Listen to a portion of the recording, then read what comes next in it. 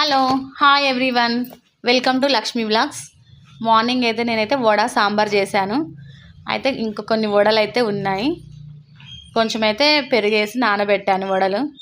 ఒక 3-4 అవర్స్ నానబెట్టిన తర్వాత అయితే ఉప్పు, కారం, కొంచెం మసాలా, కొంచెం పెరుగు వేసి అయితే నానబెట్టాను. మాకైతే చాలా బాగా నచ్చాయి. పిల్లలు కూడా స్కూల్కి వెళ్ళి వచ్చారు.